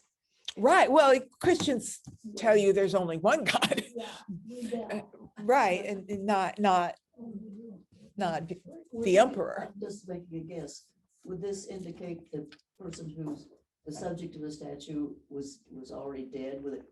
No. Little angel with it? No, it's just a metaphor. Oh. But that's a good question, because there are other things that come up that we'll Right. see that do suggest somebody was dead, but not this. This is just, well, actually he was dead. Well, That's why- that's a good point. That's why I said that. I'm trying to remember if there are any depicted of him while he's alive. I wouldn't put it past them to depict it when he was alive metaphorically, but I can't think that there was one. So he may be right. It may very well be the only time. Is there something with horse statues in the war people, if the horse is doing something, it's after the rider is dead, and the other one Oh, interesting. I don't know that one. survived the means- battle or something. If the horse is rearing, I think they may be dead, maybe 1 foot is up, he's in battle. And Oh, I'm Yeah, not well, familiar with that at all. I don't know can't when remember that exactly the began. positions of the feet of the horses moves, but they won the battle or lost. Now the I'm going to battle have or to look something. that up because I'm not familiar with that. There is Wi-Fi. Oh, not on that. Okay. Okay. Well, yeah, this was painted too. The Romans painted That's cool. just like, yeah, see, because they're clothed, there's going to be more bright paint than on the new Greek thing. So it's actually worse with the Romans. Okay. Engineering, real contributions in architecture and engineering. First of all, that was marble, wasn't it? Yes, this is marble. So they had to have that little figure there. They needed Something they had to have there. they needed something there. They didn't have to put Cupid on it, but yes, they needed some support because of the way he's only basically standing on 1 foot with the other one touching slightly isn't a good balance point. You would need a little more. Okay, so what the Romans do contribute is engineering. And, up to this time, architecture was dominated by the post and lintel system. And if you wanted a big space, a big room, you had to have it filled with columns. We looked at hypostyle halls, those big rooms that were like forests of columns. Well, the Romans are going to work now with the structural arch and vault system, which is I hesitate to say a new system because it truly isn't new. The Romans found the arch being used in the Middle East on a very small scale, but they took it to another place. They took it and adapted it to a larger scale and larger buildings. So we give them credit for it, but they are adapters, and the same things are said about other things that they didn't actually create, but they were really good at finding some little thing and saying, you know, that's a really good idea, but you're not taking it to its fullest potential. I could take that and run with it and really develop it. That's what they were good at. And the arch is that. Now the arch is some terminology. The curved stones are the voussoirs. Keystone is the important, that's the stone right in the middle that locks the arch into place. The other thing that they are responsible for is concrete. A new engineering system using vaulting, which we'll talk about, arches and vaults, combined with the new medium of concrete. Concrete did not exist in the Greek world. Again, it's often said the Romans didn't invent concrete. They also found it in their provinces in the East, in the Middle East, but it was only used on very small scale. They found it being used like in fences, like stone borders and fences, but nobody was building buildings out of it. But they said, oh, this is interesting. I can really take this and run with it. So working with concrete, and concrete is such an advantage over quarried stone, we'll talk about later. They even eventually, they worked with a lot of different types of concrete. All of these are different ways to work with concrete, combining it with veneers, combining it with bricks and blocks and using rubble. There was a whole that's a whole study you can get into of Roman concrete and different ways of building. But concrete has some huge advantages. When they began using volcanic ash, that was very important because that gave them waterproof concrete, which is going to allow them bridge building and things like that. They're at the point during the Augustan period where they really want to build. Now, once you have an arch, now we need to expand on that and find a way to build bigger things with many arches. And that led to the arcade. An arcade is just a running row of arches. Now, the value of let me back this up. The value of an arch over post and lintel is, is that the lintel's weakest point is in the middle. And if you put these two posts too far apart, it gets weaker and weaker in the middle and it will crack and break. However, with an arch system, the thrust or the force of the weight above it is redirected in such a way that you can hold more force and have a wider open space because you got the thrust is coming down and then it's pushed out to the side with these curved blocks right to this spot right here. I'm going to talk about that in a minute, and then directed downward, which means you can have an open area, and that's going to matter. Here's what an arcade does. Here's 3 arches. Here's how you build them. You have to build a scaffolding first because it won't stand up on its own. You build a scaffolding, and then you build the blocks up to the keystone. The last thing you do is put the keystone is that locks them in place, and then you can remove the scaffolding and it will stand on its own.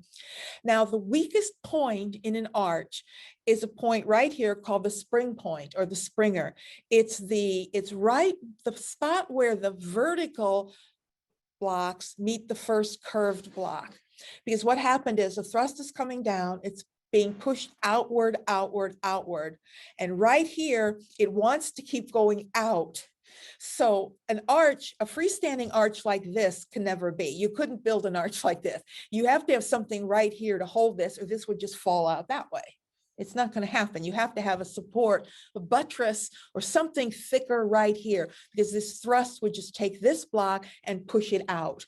So you solve that problem by using Newton's laws and put an equal but opposite force pressing against it right here. So the force from this block is pressing this way, and the force from this block is pressing this way. They're meeting right here at the spring point and holding each other up. It's really quite brilliant. Yes, some of the support is then pushed down here, but much of it is being equally shared. And as long as the mass on each side is equal, that will hold. The problem is eventually you run to the end, and when you reach the end, then you need a big heavy buttress, but you don't need that along the arcade. So what can you do with this? Well, you can make vaults. You can make three-dimensional forms. One of the earliest vaults is a barrel vault. It's just like an arch that you push back through space and make it three-dimensional. Notice here how there's a wider buttress right here at the spring point to support that weight. So barrel vaults are the first kind, and that's what we see here. You know, they're building the empire. This is the Augustan period, and one of the things he wants to do is build roads, expand the empire, and they needed aqueducts. They needed water in Rome and to move it. And there's this series of, this is the Pont du Gard, this one's in southern France, but they're all over. There were 11 aqueducts eventually leading into the city of Rome. We'll talk about that later. These are bridges, you know, that you can cross, but they also have water channels up here. They're sloped just ever so slightly. This brilliant engineering, they can bring this water hundreds of miles from the mountains, whatever, and bring it down into the cities. It's what really pulled Rome together. And you couldn't do this without the architecture, without waterproof concrete, and without the arch to span forms like this. So engineering, you also need it if you're going to build large structures like the amphitheater. The Julio-Claudian dynasty ended with Nero. The Emperor Nero was the last emperor of the Julio-Claudian dynasty. I think there were 5 of them. None of them were any good other than Augustus. The rest were horrid, but none as bad as Nero. He was stupid enough to build for himself in the city of Rome, in front of everybody, a massive villa with a huge lake and gigantic sculpture, like 50-foot sculpture of himself next to the lake. I mean, he just did stupid things. I mean, they all built these villas for themselves, but most of them were smart enough to do it, you know, out of the city, you know, not right in front of everybody's face.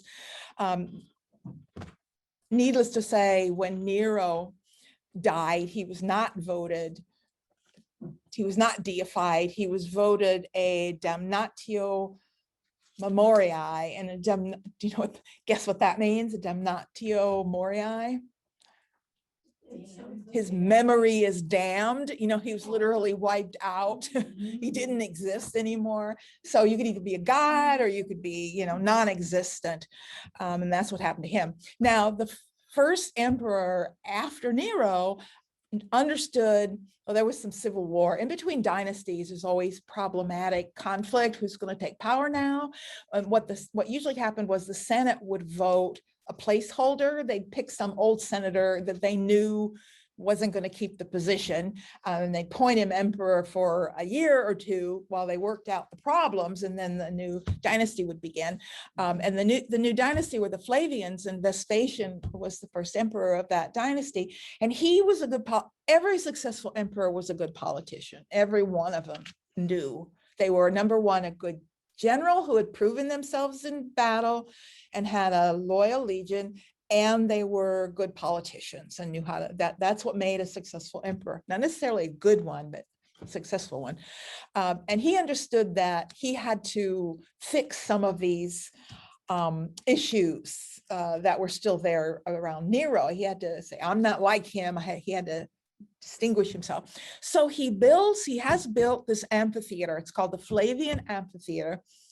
And he took back the land that had been Nero's villa, and he destroyed it. And he knocked down that huge sculpture, and right where that sculpture had been, he built this building, and he gave it as a gift to the people of Rome. That was political. The sculpture was known as the Colossus. The Colossus, it's like a Greek term, but they used it in Rome too, that just meant a gigantic sculpture, was called the Colossus. And so this building was referred to as the Colosseum, meaning the building next to where the Colossus was. That's what the word Colosseum means. So technically, this is the only structure that should ever be called a Colosseum. No other sports complex or amphitheater or whatever should ever call itself a coliseum. But over time, the meaning of that word has changed, like so many others we've seen. And now the word coliseum has come to mean a certain sort of amphitheater, but that's not really what it means. It means the building next to the giant sculpture. So we'll go ahead and call it the Colosseum because everybody else does. It was built by Vespasian, but actually built even after his death. One of his sons added on to it for a long time. The outside is designed, people often refer to Roman architecture and they focus just on the engineering as if it really doesn't have any design sense to it. And this building is good proof that that's not the case. There is a really interesting design element to Roman architecture. It's not just engineering. And the way it uses what we call stacked orders is interesting. It's 4 tiers here. The lower tier they're all sort of running arcades all the way around. It's really it's all supported on the arch and vault system. That's the actual support. But in between each arch, we have a column, and you can kind of see it here. That's a Doric capital. So the lower level is all Doric order, Greek. The next level up, see these little scroll-like forms? These are all Ionic order, which is the second order. We didn't really go into it in this class, but it's also a Greek order of design, but it's a little later. And then the next order are what are called Corinthian capitals, and that's the later Greek order. So these 3 levels are sort of the history of Greece and Greek design. Now, and then it has this inscribed, this sort of flat tablature. It's really an overlay of Greek design over Roman engineering. And even at the time, it was recognized as being sort of old school and new school. And the modern part of it was the arches and the Roman engineering. That was seen as modern, where the Greek columns and entablature, that was seen as the old school, the old style. And we know they admired the Greeks so much. So it's layering the two together in a very intentional way. There's real intent here to reference the Greek world and sort of honor it in that way. And you'll see this all over Roman architecture. The upper level just has flat pilasters. A pilaster is a flat square column. It's called a pilaster. Now, we know that, every Roman city had structures like this. And if you've seen Gladiator, many of the events and activities that took place, these were all free to the people. This was a gift. There was never a charge. It was for everyone. But a barrel vault alone was not going to do it for a building like this. It needed more complex vaulting systems.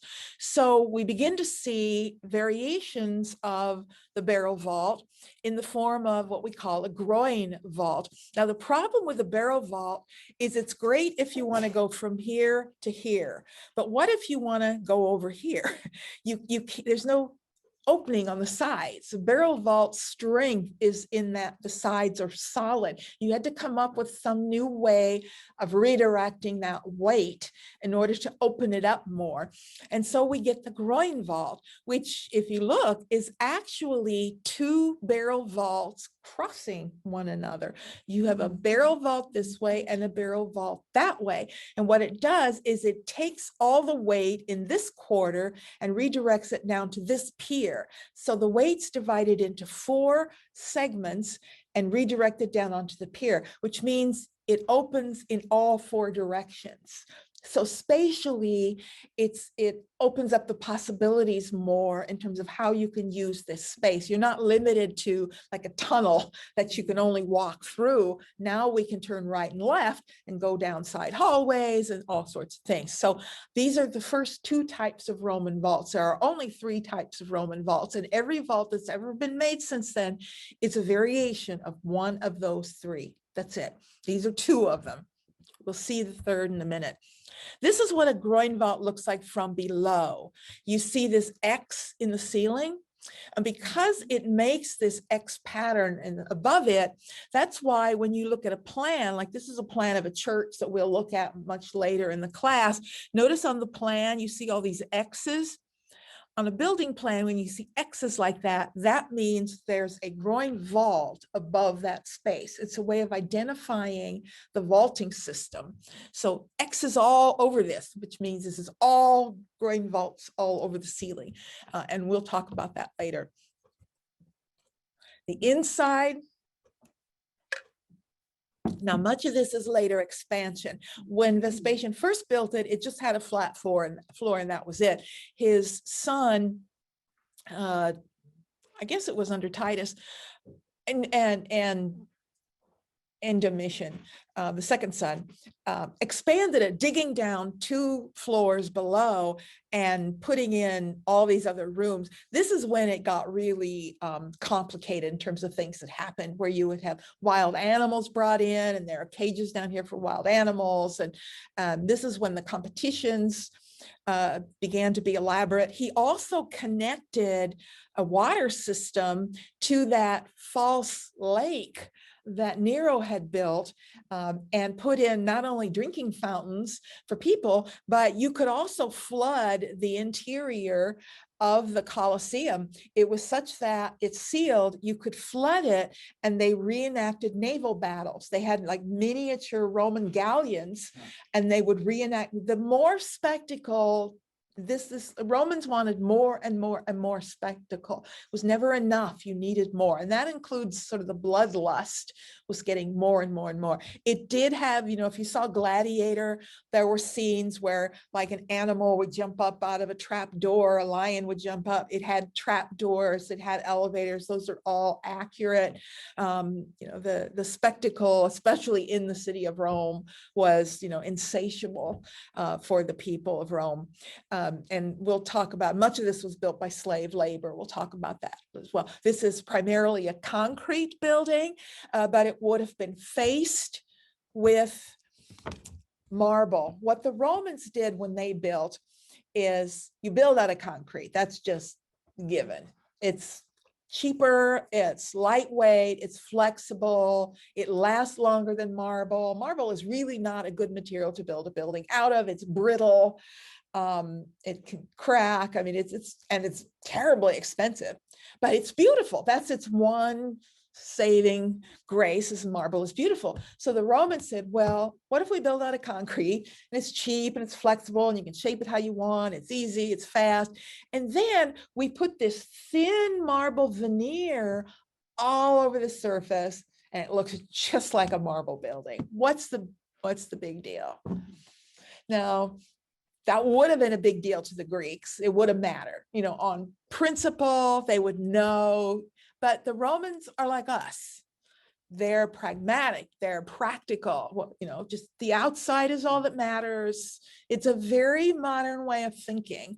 And that's what Rome did. So their buildings at the time all looked just as beautiful as marble buildings did, even more, because they were opulent in a way that Greek buildings never were. But all that's gone now, so all you see is concrete. Another structure I want to talk about is the triumphal arch, and there are hundreds of these in Rome as well. This is the Arch of Titus, dedicated to Titus. A triumphal arch would be built if you were awarded a triumph, and you were awarded a triumph by the Senate if the Senate voted a triumph. And they might vote you a triumph for a lot of different things. Service to Rome. I think the majority of them were for military victories, but not all of them. It's not all. The man, for example, who was in charge of the building project for building, Roman roads, he was awarded a triumph. It's any sort of meritorious service. It's like Congressional Medal of Honor is given because of your service to the state. And if you were awarded a triumph, you got 2 things. You got an arch built, and this is just a freestanding arch. That's all it is. And a parade. You would get a big parade that would go through the streets and pass through the arch. And this is a fairly smallish one. I mean, none of the Roman ones were huge. In fact, it was built by Domitian. The Flavian dynasty had 3 emperors: Vespasian, the father, and then his 2 sons, Titus and Domitian. Vespasian is dead. Titus is a general even though he was emperor, he was still a general, and he was leading the Roman legions in Judea, which was a Roman province at that time, and there was a rebellion in Jerusalem. This is in like 78, 79. And if those of you who were in class with Kendall, when we were studying all this history, we made a point about 79 AD or CE, when it was the fall of Jerusalem, is when the tabernacle was moved. The Babylonians. Exactly, it fell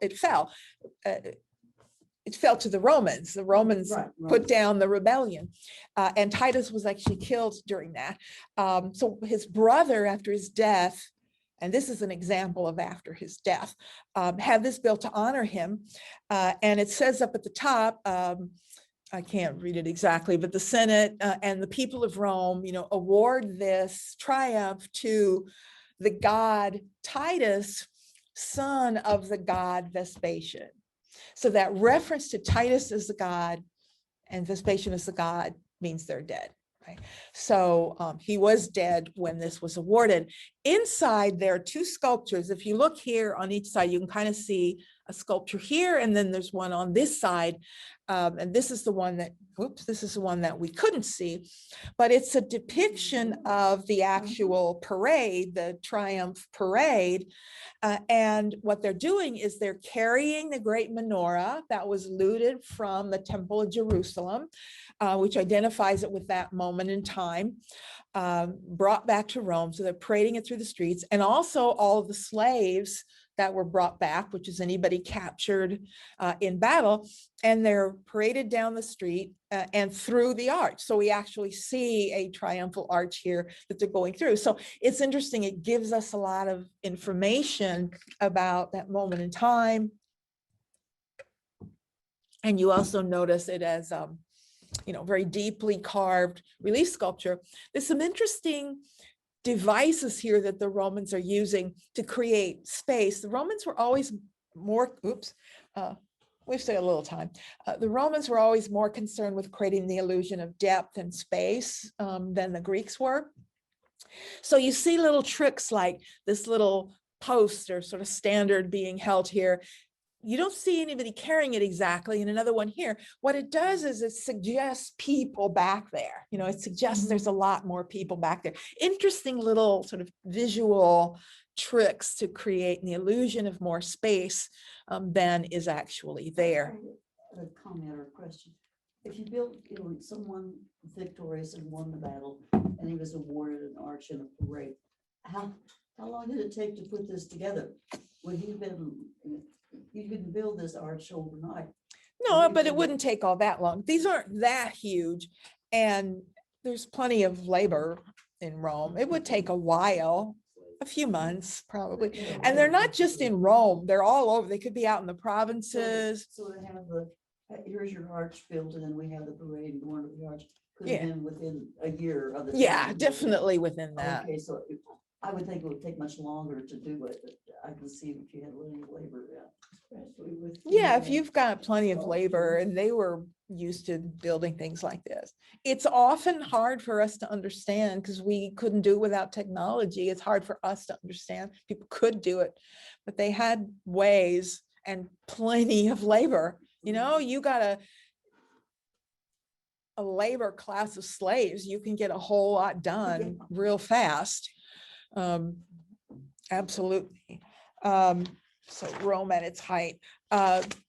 Just introduce the period rather than rather than looking at it. Rome at its height, the high empire dates to a very specific period when 5 specific emperors ruled. And the height of Rome is in the 2nd century. It's from 125 on. It's a period that's marked by the first non-Italian emperors. First 2 emperors are actually from Spain who rule. It's a period where there's stability that's unparalleled. In the 2nd century, there were a total of 8 emperors. They ruled for an average of 12.5 years, but the first 4 alone ruled for 82 of of that 82 years in that century were 4 of them all together. That is incredibly long and stable. Now, in comparison, the 3rd century, there were 29 emperors, and they averaged 3.5 years. Mm. Now, what that tells you is that things were bad, right? When things are good, you don't have this happening. When things are bad, you have this happening. In 1 year, in the year 238 alone, there were 6 emperors. Now, well, it's not uncommon for there to be 1 emperor ruling for a year in between dynasties, because you would put in a placeholder who was never meant to stay. So having 1 emperor rule a year is once in a while is not shocking. But during these so-called 4 good emperors, there's no placeholders. It's all selected in advance. What they do, the Roman system was such that, you know how the traditional imperial system is that it passes from father to son? That's a really bad system. That's never worked. It's doomed, because you can usually go maybe 3 people are competent and then you end up with an idiot, you know, or totally shouldn't be ruling. I mean, it's not a stable system. It never has been. But what Rome did was sometimes it went from father to son, like the Flavians did. But what happened in this dynasty is Trajan's the first emperor. So while he's ruling, and he's considered either the greatest or the second greatest Roman emperor, he selects his successor and he legally adopts him. So Trajan adopts Hadrian. The transition is perfectly smooth. He rules for 20 years. He selects the next person. They're all ready. He adopts him legally. So he's a grown man when he adopts him. He's not a child, but it's a legal sort of precedent. So people can't, it's just a technicality, but it's one that keeps the system moving. And when they stop doing that, I mean, if you saw Gladiator, you know what happens with Marcus Aurelius' son. Who saw Gladiator? It's been a long time. You may not have seen it in a long time. You should watch it. It's actually fairly accurate. It's a good, I mean, historical aren't usually, and those old Roman films were never, but this is a really accurate one. And it's about the Colosseum, and you see the city, and it's a really, I probably recommend it. But his son should never have been in that position, and it all falls apart. So anyway, we're entering that period of stability, and the greatest things are being done in Rome, and they're being compared to Augustus. So that's where we'll start next time. And we'll look at high Roman art. Yeah, we don't have I'm not that far behind. So hopefully next time we'll get caught up, and then we'll do the beginnings of the middle. Well, that transition from Rome into the medieval world, we'll cover that. Sure. You had the period of time when you had the 20-some members, did they all just resign? Oh, Or did no. they die in their sleep, or? Well, some were asleep, probably. No, I think they were all assassinated. That's how you progressed in the, Yes. yeah, we'll talk about that more, but I'm always amazed by the 3rd and 4th centuries in Rome, like why anyone would want to be an emperor. It just baffles. Everyone thinks they're different, right? I guess everyone thinks, you know, I'm the one that's gonna, yeah. Oh, sure. Let's see. I've got that back here somewhere. Here we go. In that frieze there, in the arch or thing. The Do trampoline? they have the Ark of the Covenant? No, this is pre-Christian. Yeah, the Arch of the Covenant. Oh, that's is- not the one. It was when they destroyed the. Yeah, That's Abraham. right. Yeah. Well, I mean, it's not. It's 1st century. It's the time of Christ, Yeah. but When they weren't really. It wasn't on anyone's radar at this point. It wasn't on anyone's radar. I looked that up But they about the still horses. had- Yeah. So Yes. both feet up, rearing, he's dead in battle. One leg down, he was wounded in battle. 4 legs down, he died someplace else. I like to know when this began. That makes all the difference. When does it start? Well, 'Cause it's I don't not believe all that's- horses. Wait a minute, let me Well, see no, if it it's- started in many somewhere, parts of sometime. the world, And it doesn't say urban when. Legend states. Yeah, that because was that's, here.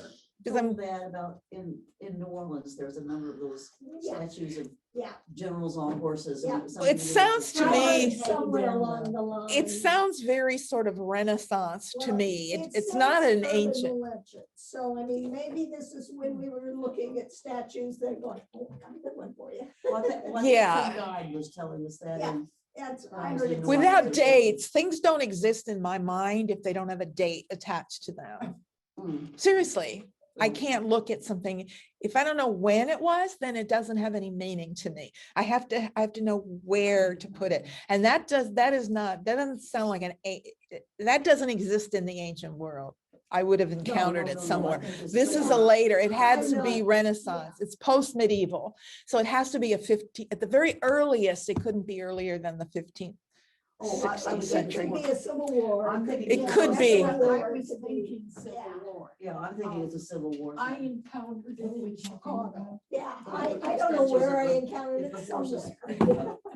Looking at They died in some. war. and if there was, Yeah. you know, Any But other the questions? Archaic or- Covenant was an old thing, and it would have been around at the time that they did. You know, this. I'm trying to remember our notes from when we studied the old, I don't, it's, yeah, it's, all- it's. it it's- was so from the time of complicated David. where that it's- was and when it disappeared is so complicated. It was missing through all of history, right? Didn't it No, go they, missing? Do you captured remember? it During when they destroyed the temple. Right. Which destruction? Not this destruction of the town. It was No, a was much, the much third earlier one. century, I think, CE or BCE? CE. I- It was You when got me. I Rome don't know. Came in and it was, I think, at the time of Masada and all. I'll look I it don't up when know. I get home. I honestly just But don't I know. think the ark started out with David. And they brought it into. It's in town. my stack of notes I have from Kendall somewhere. I- They're about I this still- thick I'm trying and I'm to sure go through this somewhere stuff. in there. Well, thank you, everybody.